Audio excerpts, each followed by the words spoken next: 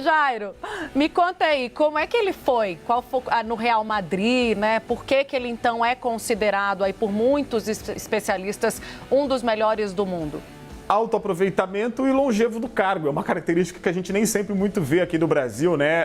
As duas alinhadas. Vamos dar uma olhadinha. O treinador, por exemplo, é o segundo com mais jogos na história do clube espanhol, na história do Real Madrid, um dos maiores clubes de futebol do mundo.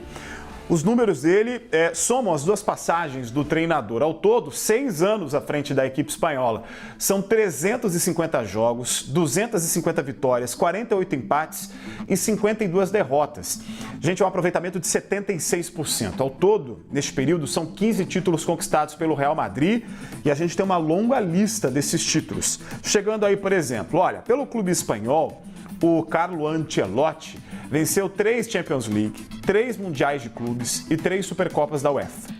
Nos campeonatos disputados na Espanha, o italiano foi campeão de La Liga 2 vezes, que é o campeonato espanhol, o campeonato local, né? E levou 2 taças da Espanha. Para fechar a galeria de conquistas pelo Real Madrid, o Ancelotti também venceu 2 supertaças da Espanha. São muitos os títulos. E para aproveitar um pouco desse currículo que a gente acabou de ver, a gente chama agora o nosso comentarista aqui da CNN Brasil, Michel Bastos, ex-jogador da seleção brasileira, que jogou inclusive a Copa do Mundo de 2010, né? Para analisar, né, Michel, essa novidade. Quero dar uma boa tarde para você e conta, vai atender a expectativa do torcedor brasileiro que quer ver a seleção voltar a comemorar grandes títulos? Olha, bom dia e boa tarde a todos, né? Acho que sim, acho que o nome do Ancelotti para mim é um grande nome. Eu acho que, como você falou, tecnicamente falando, é um grande treinador. A gente teve durante um certo período aí é, um pouco de polêmica. Será que traz um treinador estrangeiro? Não, mantém um treinador brasileiro? Cara, na minha opinião, eu acho que a seleção brasileira e a CBF tem que trazer o que há de melhor tecnicamente falando. E nesse sentido, eu acho que o Ancelotti, ele sim, ele agrega muito para que a seleção, nesse exato momento que a gente vê, não passa um momento muito positivo e no meu ponto de vista, ela precisa de uma reformulação e, para isso, precisa de um grande treinador, né? E com a minha experiência, eu acho que hoje, no momento da seleção brasileira, o treinador da seleção brasileira ele tem que ser um treinador com uma postura de mudança. Acho que tanto nos clubes, até nos clubes por onde eu passei, eu sempre falo que o treinador ele tem que ser maior que os seus atletas, para poder se impor. E eu acho que hoje a seleção brasileira precisava não só de um treinador tecnicamente falando muito bom, mas sim um treinador com muita postura para poder reformular e mudar um pouco a cara da seleção brasileira hoje, que precisa de, como eu falei, de resultados, até para que a gente possa, né? A gente tem as eliminatórias agora, que não vem vivendo um bom momento, para chegar bem para uma Copa do Mundo. Ô, Michel, tudo bem, Michel? É a Tainá Falcão aqui. Tudo bem, Tainá, tudo bem? CNN. Bem-vindo, querido. Deixa eu te perguntar uma coisa. Você está falando aí, eu estou entendendo, até pela sua experiência, que as críticas que você faz, eu queria que você detalhasse um pouco mais, é sobre a necessidade ali de organizar a casa, de colocar disciplina, talvez, entre os jogadores, de ter aquela voz, né, da experiência para passar o exemplo para os demais, organizar de forma geral ali o quadro. Dá tempo do Brasil ser considerado o favorito novamente até a próxima Copa? Olha, Tainá, dá sim. Eu acho que a seleção brasileira, eu acho que o Brasil, ele tem ainda muito, mas muita coisa a ser lapidada. Quando a gente fala disso, acho que eu falo de obra-prima. Eu vou falar um pouco na língua do atleta, do jogador de futebol.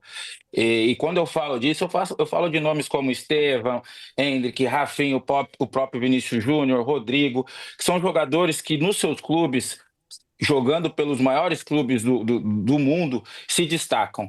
E vestindo a camisa da seleção brasileira, eu acho que não vem tendo o mesmo resultado. Mas são grandes nomes que precisam ser lapidados e precisam se encaixar da mesma forma que eles se encaixam nos seus clubes. E eu acho que nisso você precisa de um treinador com postura.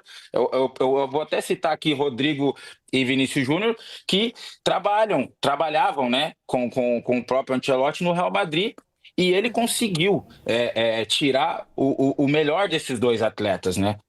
Usando eles em posições onde eles se destacam, utilizando eles de certa forma onde eles possam dar o melhor para a equipe. Então, isso é importante.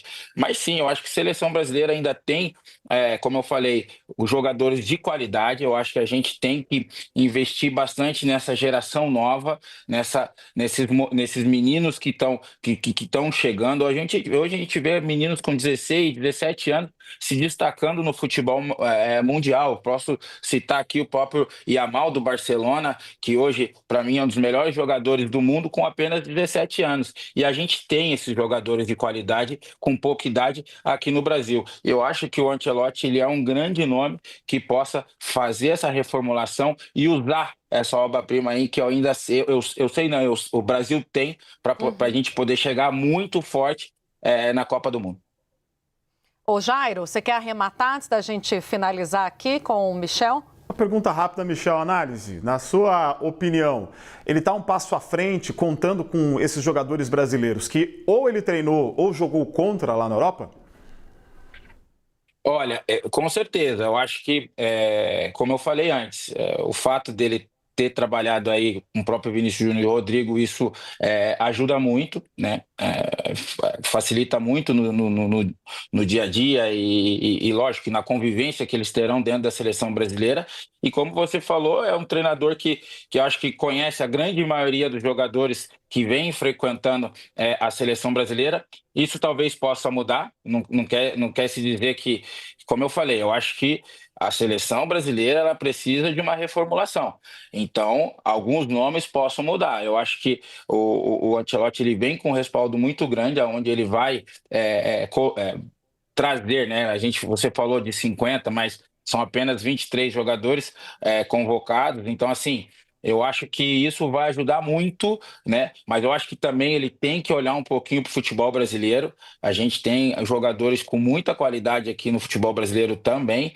Posso falar do próprio Gerson, do próprio Pedro. Então, assim, mas com certeza a grande maioria dos jogadores do futebol europeu, o Ancelotti ele conhece muito bem.